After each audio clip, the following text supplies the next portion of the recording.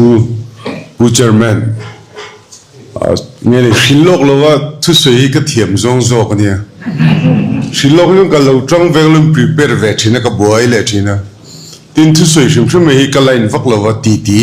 titi line nó cái này cái này chung vì nào thu suy nó chẳng sát tắc bé cái bạn cái lâu mà anh ấy nó cái chuyện Christian thu suy ngay thật ra cái bạn rong cái này thì cái suy lâu thôi mà ông anh chú cái lâu ra khát khát về à phèn rêu thì chú cái xia mà sẽ khát tiếng em khoan impact na thu kolong neng ti kolong ai to lawa chu wan Christina kha athu soidan kha achang ka nga he a boru ka ti ve vak lawa experience atangin a database in aron chuk choke ke ba khamina asoyom je chu Christina kha kumwa vel hatia corporator anga lo nu hian i zong zong ipe mo ani ti asiat ani chu wangin thu soi kha ke ni ang critical lutu kolong ai thatu tampon han oil na tu chan om vak lo ni tin tu jinga post pakat kalo siam de ya MC in than pang hoi toilet ti thu ni ya ta chung wa som pakwa a hian atuna ro siang che khan ML bill som pakhat hi ZPM ni pop me ni pakla hisab ngai to pon wa som pakwa chak hal pop the tu ro ngai kan ni ma se kan te ta ni ML khan le MC khan dang dewa kan te kan choka han choka a party weightage shakha 49% petaila ami mal weightage shakha 51% petaila chuan a party a chuan ajol khopui kan cheidan mekte kong kan siam chhodan te le tuna assembly kan ML role te kan minister te che thatdan te ngai tu chuan mak za mak sumli pukwa kha kan party hisaba pek tu ni ta sela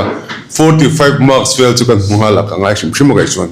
chuan kan member tu kan candidate tu te kan zot kwal ve khat man de kan pong don chowa I amaro chu mani to ka tling ve kan ni ti kha poi mo ti kan hria tu chu MC hi MLA a hin ge chu ka ngai poi mo ma zo ka awang chu aizol khopui mizo pathum zel pakhat omna kan yamo chu kan hria poi mo ne mizo hi population ni 12 black belt kan nia aizol hin 4 lakh population noi live kan om te mini khovela chuan khopui om lomber nam kan mai the engpo tila lungle khwani mo serchi mo champhai pon ni sela aizola building thave tak neya RCC building ne on velo kha chu mizo pa ngai dan chuan hlotling tok lo ingai na kan nei tlet mini chuan aizola om be shim du kan ni kan tam em aizola hian tin aizola hian se fo thina aizol mani khola nei hi kan tam em bokani ke chu kulikona ko ma second kho chu serchi ti ram ho kan lo mani Christmas le engama hun thade hleka ganga gurfai heti vela mani kho ho tum sham te kan nia chu wangin aizol municipal corporation AMC kalatiam metam tok chu AMC intia akalai du hleka AMC kating kam hang chawanga ma se aizol ani tina chu ni thowa Christian so itanga karulu lo langa chu kan konfi khop me kan party chu toina I kan chak don chuna lang ma se he in thana hi sangni somni pariat MLA in than akok don ani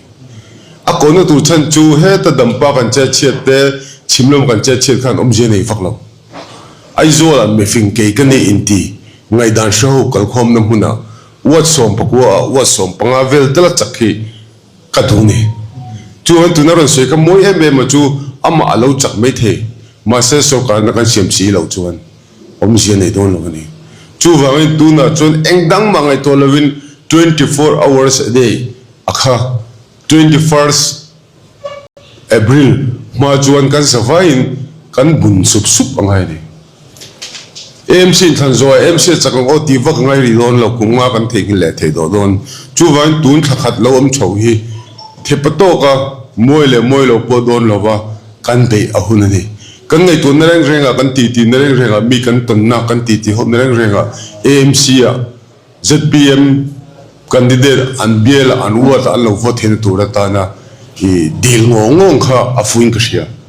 chu wangin kin khan kin tamlu tu ko om lo wa wa som pakwa chon wa som kan huni pon kan ruling non thowa maro chu ani lo bera wa som panga ani lo chuan wa som pa ka lo chak palani thung chuan 2028 kha mi pritam ber hian ZPM sarkar le don ti ngai ton an nei don atur nge kan thalo amaro chu pol in than hi in chan hi apoi mo em chu boruak dak me nia tin party kan om chan hi in chana chak ani ta ni party kan din ve a ZPM office kan lom ve a kan rive hup hup ma se kan chak thei chon si lo chuan party din khan om je nei vak lo chuan ka soi thila congress a po bhavana kan por em ma mo kan in chainal em kan rim tu em ma se thing tlang lam ha he ta kan constituency kan noi te thina ni tuna po MLA phachi an ne ya congress bhavan chu an me chon changkang hlom mel ma se party kha in chei fashion show na tur mun ni lowa apoi molai berso ko chu chakna tur in thana chakna tur ni awangin wini hian karen khom na chang kha krishna kha ka shil to a chu ko sei to anga chu sei te hi ngai khabe chak sim sima tin ram mai tu ania karu lo khoi em chu christianite ang chi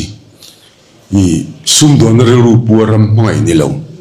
missionary thinlung pu ram mai kha kallo nei tak me hi lo nia tuna po he nisom ni february khan karon zon pe a ZPM nisom ni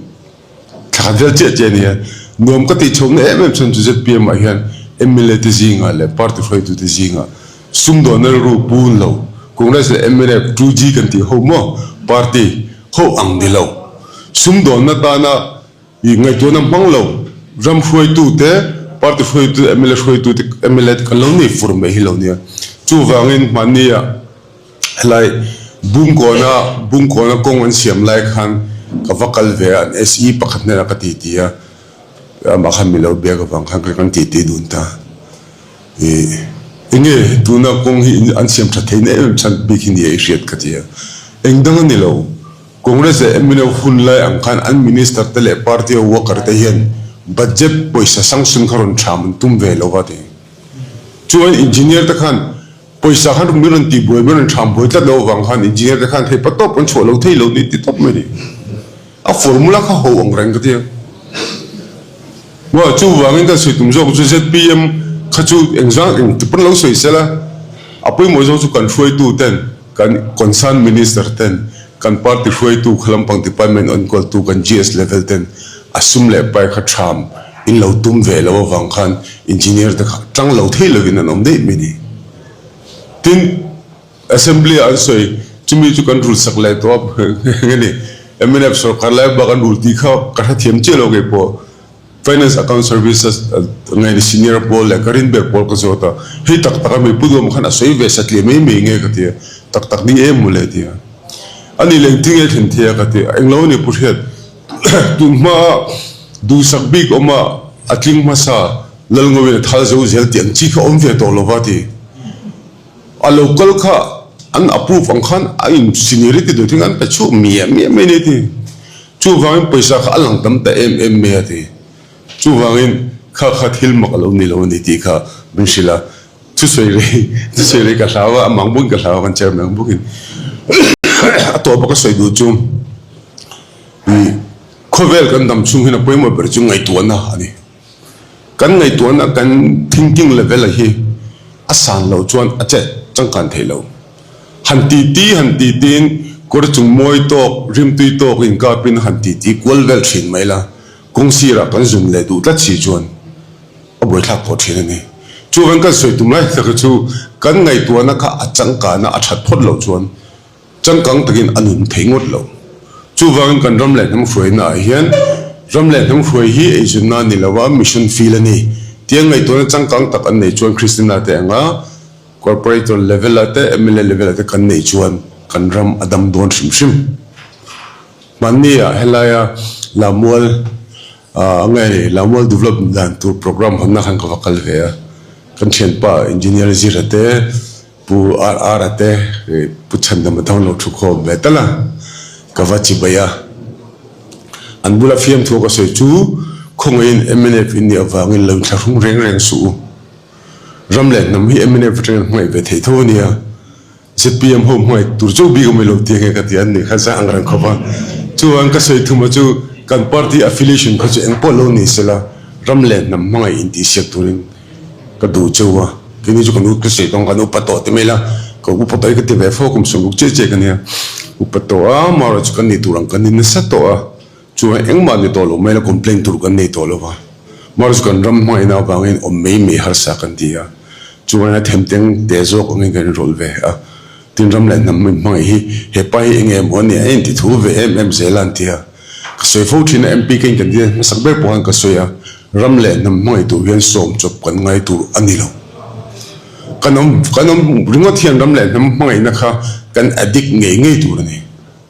ram le nam mai na kha kan thisena ngei tu ni chumi ani lo jon ram le nam thale tring kam mai ang amo ka chen ten ni som ve chuan zpm ho ni som chung kam mai ang ti chi ani lo ni ti ka sei duwa eng pon isla kristina ile thop ho turte thotana khan ve ka tum te reng nen go ti hai ko ta kalok kan mo an karang kom don lo om ve shim la ka chak te reng nen ya mar chu kristina ile chen te ho mi som ko ho kha tu sang ber ka lana an du chuan an lot ling bek thei ni ti kha kan ria tong train na te kan tel puanga kan na pianga so eng khan khami wa big ni lo wa jong kan chak vek thei ni turin pathian na na dilila kan tumakha athiang hima tha chuan pathian in aphal tam lu tu afa pamal nei chun po mi pepal chuan dik tak ram le nam mai na tur ta na thok tura in bo se na ko wa chuan aphal le tu ko ni ti ka sei duwa chu ko se dei tong ne ser ka ri tlang ang reng kho ma ra chu anom ko ti ven chen ka lu dong khem pa pa khem lo chu ba ya pushia zp ma chung kai chi bai sak me ne dia adika in chi bai hi war tura lo nia in chi bai the lo hu ni lo le thina mo in chi po du beu mai la chu fa in chi bai i war ang u khai ti kha ka se tel bu ko ne ka lo me